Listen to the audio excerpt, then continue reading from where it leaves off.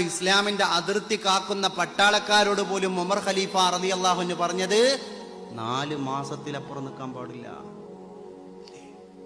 വെറുതെയാണോ S N Jameel പാട്ട് എഴുതിയത്? ബുദാബിയിലുള്ളോരെഴുത്തു പെട്ടി അന്ന് തുറന്നപ്പോൾ കത്തു കിട്ടി, എൻ പ്രിയേ നീ നിന്റെ ഹൃദയം പൊട്ടി, എഴുതിയ കത്തു ഞാൻ കണ്ടു ഞെട്ടി.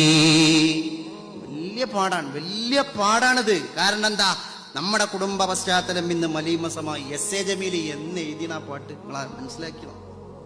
എന്ന് എഴുതിണ് അന്ന് കമ്പിയും കൊയലുവാ. നാലോചോക്ക് ഒരു കത്ത് അങ്ങോട്ട് എത്താൻ തന്നെ എത്ര ദിവസം പിടിക്കും? അത് എത്തി വായിച്ച് ഉടനെ കത്ത് മറുപടി അയക്കൂല. പിന്നെ ഒരാഴ്ച 2 ആഴ്ച മറുപടിക്കുള്ള തീം ഉണ്ടാക്കുകയാണ്. എന്ന് പറഞ്ഞാല് ഒഴിഞ്ഞിങ്ങനെ ജോലി സ്ഥലത്ത് നിന്ന് ഒഴിഞ്ഞിരുന്ന് പോയിട്ടുണ്ടാവില്ല, കണ്ണിന്ന് ഇങ്ങനെ ഒരു കണ്ണീര് ഒഴിച്ചാൽ. അതൊക്കെ ഒരു രംഗം തന്നെ. ഒരു ഉംറക്ക് പോയപ്പോൾ ഞാനിത് കണ്ടിണ്.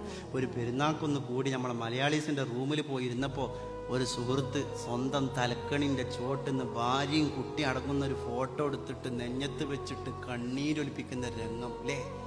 അവരയച്ചു കൊടുത്ത പൈസ ഇട്ടാണ് ഇപ്പോൾ സാരി വാങ്ങണത്. അവൻ അയച്ചു കൊടുത്ത പൈസ ഇട്ടാണ് വീട്ടിൽ ചോറ് വെച്ചത്, ബിരിയാണി. നമ്മളെ മലയാളി സുഹൃത്തുക്കള് അന്ന് മാത്രം ബിരിയാണി വെക്കൂല പെരുന്നാളിന്, പിറ്റേന്നോ 2ാം പെരുന്നാളിനോ വെക്കും. കാരണം എന്താ? അതൊക്കെ എടുത്ത് തിന്നിട്ട് പോവില്ല. അതന്നെ. അങ്ങനെ പ്രവാസ ജീവിതം നയിക്കണ എത്ര ആളുകൾ എൻ്റെ പ്രിയപ്പെട്ടവര്. അപ്പൊ എസ് എ ജമീൽ പാട്ട് എഴുതിയതിന് വലിയ കാര്യമുണ്ട്. പക്ഷെ ആ പെണ്ണൊരു വാക്ക് പറഞ്ഞിട്ടുണ്ട്. മലക്കല്ല പെണ്ണെന്നത് വല്ലാത്തൊരു വാക്കാണ്, മനസ്സിൽ വടിവെച്ചൊരിരട്ട കുഴൽ തോക്കാണ്, മാനാഭിമാനമുള്ള പുരുഷന്റെ നേർക്കാണ്, മറുപടി പറയാനായി കഴിയുന്നതുമാർക്കാണ്. തരിച്ചു പോകും,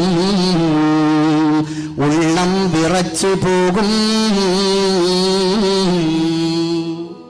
അത് വലിയൊരു വാക്കാണ്. നമ്മൾ പാഠം പഠിക്കണം. ഞാൻ ഇനി തലനാരിയെ കീറിയിട്ട് ചർച്ച ചെയ്യുന്നില്ല. അത്യാവശ്യം ബോധമുള്ള ആളുകൾക്കൊക്കെ അതിന്റെ മാന അതിന്റെ അപ്പുറം മനസ്സിലായിണ്ടാവും അല്ലേ? അത് പ്രവാസ ജീവിതം നമ്മുടെ നാട്ടിൽ സമ്മാനിച്ച ഏറ്റവും വലിയൊരു കാര്യമാണ്. പിന്നെ അദ്ദേഹം ഒന്നും കൂടി വ്യക്താക്കാൻ വേണ്ടി പറഞ്ഞത്, പെണ്ണിന്റെ ആവശ്യം അറിയാത്തൊരു ഭർത്താവ് പൊണ്ണൻ, അവനാണ് അവളുടെ തെറ്റിന്റെ കർത്താവ്, അവസരമാണാവശ്യത്തിന്റെ മാതാവ്, അതിനിടം കൊടുക്കുന്നവൻ വിഡ്ഢികളുടെ നേതാവ്. അല്ലാഹ് അതിനപ്പുറം